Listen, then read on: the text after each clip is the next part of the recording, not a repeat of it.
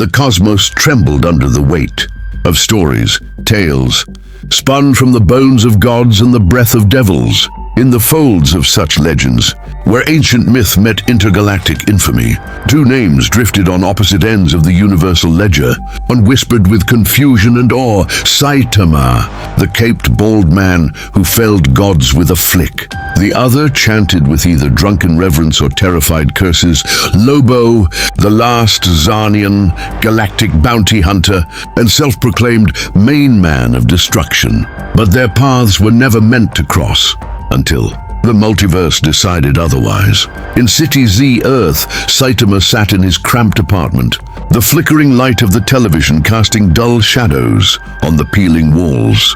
Crumbs of convenience store chips littered his t-shirt as he watched a game show with all the enthusiasm of a man waiting for doomsday to arrive. Not because he feared it, but because it might be interesting. Ever since achieving limitless power, Saitama's life had become a monotony of victories. One punch and the monster of the week exploded. Heroes fawned, villains cried, and his apathy deepened. Even Genos's weekly updates on mechanical enhancements had grown stale. He sighed. Just then, a tremor rippled through the air, not from the Earth, but from beyond its orbit. A flash of burning light streaked through the sky, tearing a fiery trail as it crashed into a nearby crater just outside the city limits. Saitama blinked slowly. Hey, might as well check it out. He grabbed his hero cape like it was laundry from a rack and hopped out the window. In the smoking crater stood a towering figure, muscles like coiled steel, skin pale as the moon, eyes glowing with psychotic glee. He wore leather chains and carried a massive hook-tipped chain and enough firepower to wipe out a star system. Lobo, the interstellar biker, lit a cigar with his thumb, letting the smoke curl around his wild mane of dreadlocks. His motorcycle, an alien beast of machine and metal, rumbled behind him like a hungry wolf. He stared down at his holographic bounty chip. The target was simple. Subject, Saitama. Classification unknown. Threat level, Cosmic Plus. Reward, a mountain of gold and a night with Empress Galaxia's clone. He grinned. Finally. Someone worth punching, or maybe fragging to bits. Lobo cracked his knuckles, then belched loud enough to shatter nearby glass. The bounty came not from any mortal entity, but from a being known only as the Intercessor, a deity-like entity who managed the balance between universes. Saitama's unchecked power had begun to unsettle things, fracturing timelines, upsetting power hierarchies, and collapsing conflict arcs before they even matured. The Intercessor didn't want Saitama dead.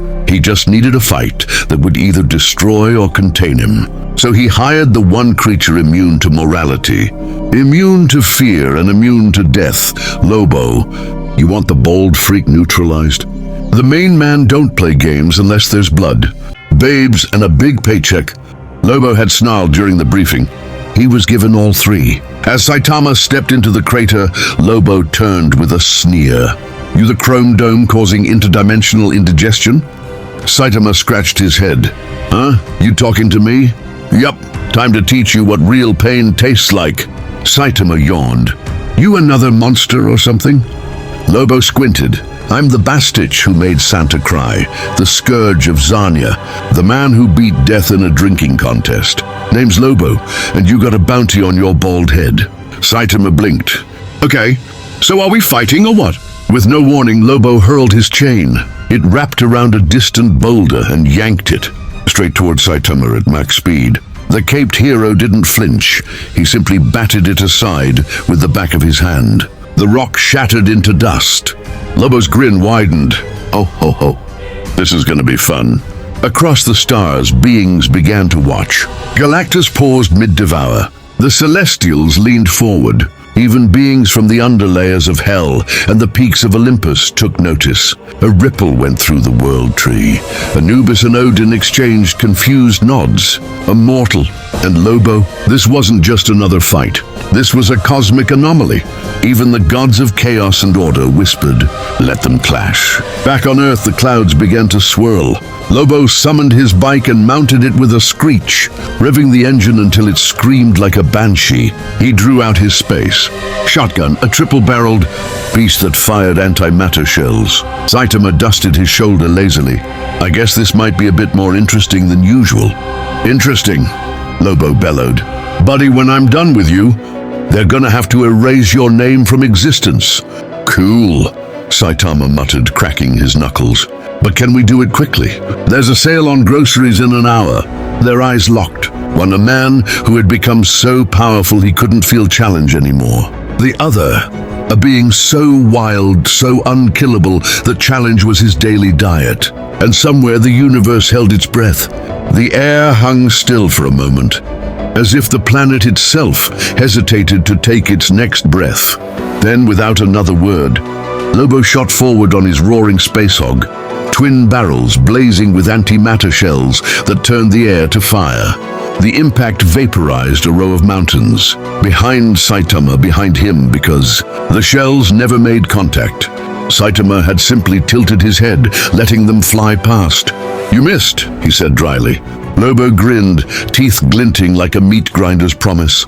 I ain't aiming for you yet, Baldy. Just warming up. He leapt off the bike, dragging his spiked chain in one hand, a gravity grenade in the other. With the toss of a casual flick, the grenade landed near Saitama and detonated in a black pulse, collapsing the surrounding space into a miniature singularity. For any other being, it would have spelled instant annihilation. But Saitama simply stepped out of the distortion, brushing off his shoulder. Is that a bug zapper? Kinda tingly. Lobo's eyes twitched with delight. Frag me, you're the real deal. He lunged. The chain wrapped around Saitama's arm, and the Czarnian reeled him in with the force of a collapsing moon. Fist met fist. The sky cracked open. Thunder boomed across the globe, causing tidal waves to erupt in distant oceans. Satellites in orbit were fried, birds fell from the sky, and psychic empaths across the cosmos screamed from the sheer psychic shockwave of the impact. They traded blows that carved craters into reality. Saitama's punch sent Lobo hurtling through 6 mountains and halfway across the stratosphere. Lobo recovered mid-air, lit another cigar with a flick of his blood-slick finger, and crashed down again like a comet, riding a warhead the size of a cathedral. I eat death for breakfast, he roared. The warhead exploded. When the smoke cleared, Saitama stood unharmed. I usually have toast, he replied flatly, before appearing behind Lobo in a blink and uppercutting him so hard that space-time cracked. Lobo's body was shredded into scraps. Bone, muscle, and internal sludge rained down in steaming clumps. But it was Lobo. The blood slithered, reformed, reknitted. His head snapped back onto his shoulders. He grinned, holding up a severed limb before reattaching it like Lego. Bastich. That tickled. Saitama narrowed his eyes slightly, not in frustration but curiosity. You're not dying.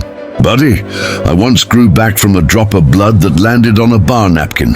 Saitama sighed. That's gonna take more than one punch. Lobo cracked his neck. That's what I'm counting on!